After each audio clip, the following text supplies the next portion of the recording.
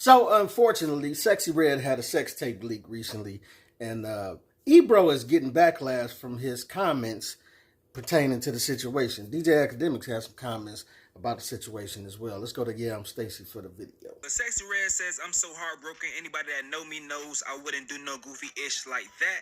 But Ebro from Hot 97 to Apple Music is facing some backlash for saying this right here. He says sad Sexy Red is hurt by the tape leaking, but it is actually on brand based on the music. Still terrible though. And as you see down there, it says this has been deleted. Someone in response says this is like saying she got raped because she wore a mini skirt. You're a widow, Ebro. He says, huh? Revenge prawn is terrible. Her raps are prawn rap. Both can be true.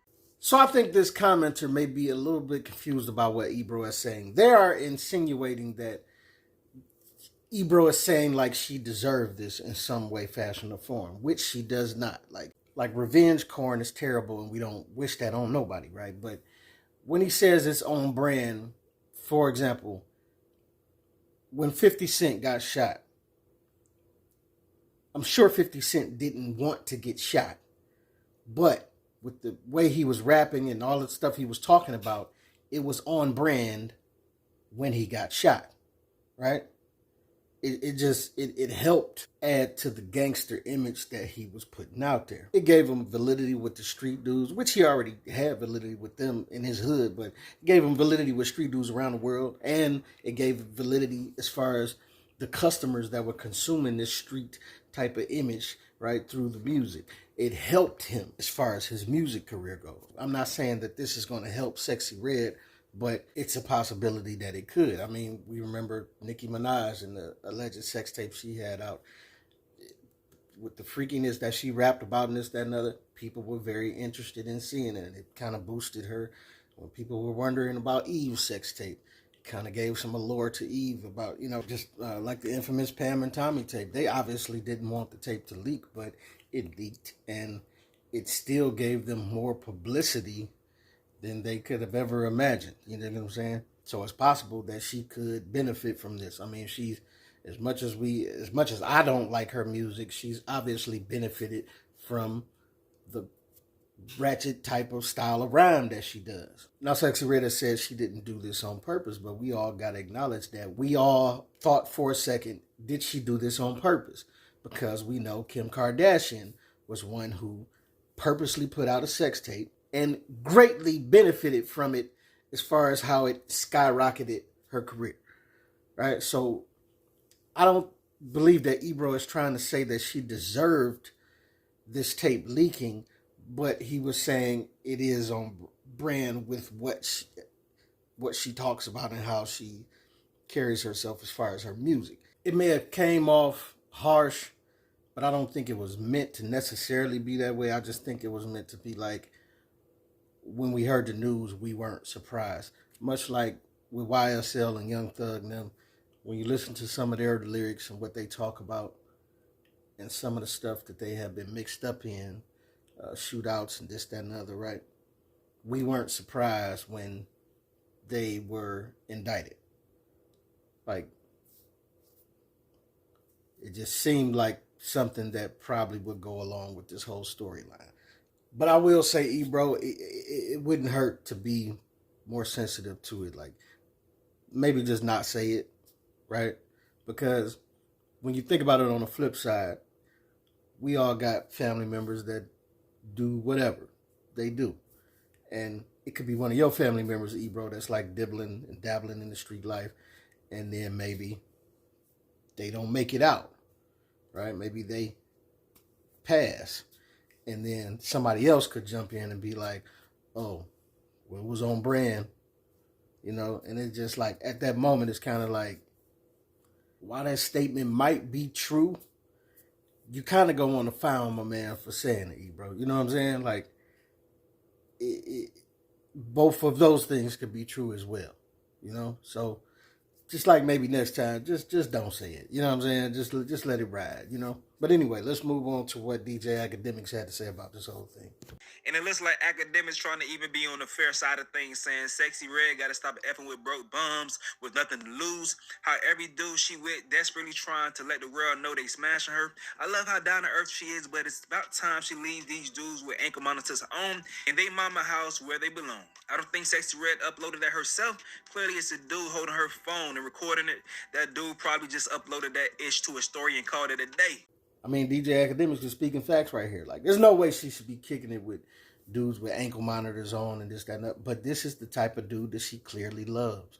Like, she always talks about how she loves the scruffy, like, ghetto dudes, the dirty-looking dudes. She talks about how the one guy robbed somebody for her. Like, it was back in the broke days, and he robbed somebody for a $13 chain, I think, and she was just so enamored by it. Like, huh. You did that for me? Like, this is the type of guy that she likes. And even though she has moved up in a different tax bracket, it's going to be hard for her to relinquish that. But she's going to have to learn the hard way, much like a lot of the famous NBA players and NFL players and rappers, much like they learn. They keep everything in logic would tell you that these Instagram thoughts are not the type of chicks that they should be messing with, let alone having a baby with, right? But they do it. They do it.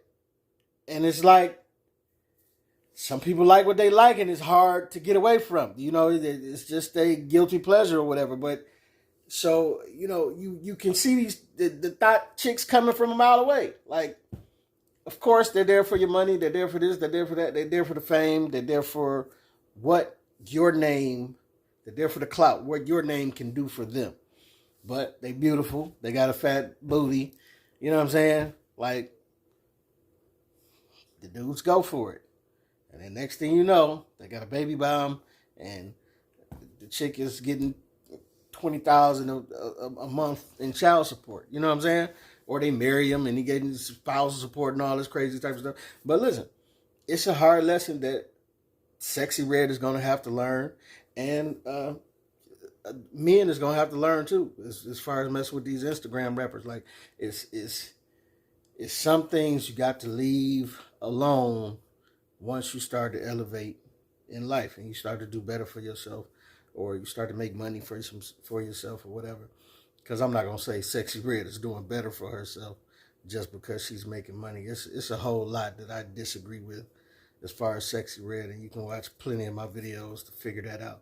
But I don't wish her to be, you know, with the whole revenge corn type thing. Like, I don't wish that on nobody. You know what I'm saying? Like, if she wasn't with that, then I don't think she should have to go through that. I'm not going to make fun of her for that happening to her. You know what I'm saying?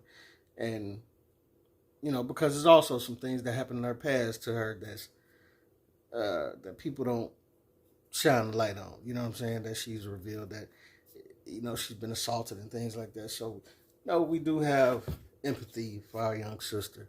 But at some point, you know, I still do hold her accountable for the ratchet ways in which she keeps carrying on. You know what I'm saying? Like, we got to work on that.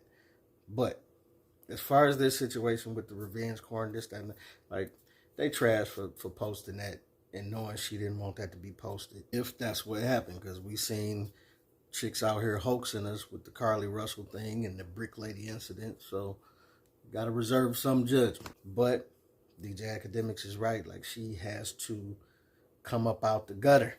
Well, what the Trick Daddy say? Trick Daddy say, I don't eat out the garbage. You know what I'm saying? And that's what you got to stop doing. Like, if you once had to eat out the garbage, cool. But once you start getting a couple dollars, you ain't got to eat out the garbage no more. You know what I'm saying? You got to come up out the garbage. You know what I'm saying? And I ain't saying that my people on the lower ends of life is garbage. You know what I'm saying? But I am saying that it's just certain things you can't do once you get to certain tax brackets in life. You can't elevate to another tax bracket and think you're gonna be hanging out on the corner in the hood every day. You know, you can go back and do for the hood and go back and visit and this, that, but you can't be plotting yourself right in the middle of the hood thinking that it's some good that's gonna come of that. You know what I'm saying? So sometimes you gotta learn the hard way. Not that but hopefully she don't have to keep learning the hard way. Hopefully she let this be her last time learning. But we shall see. But this is your boy P Cam. Let me know what you think, what you don't think. Get at your boy.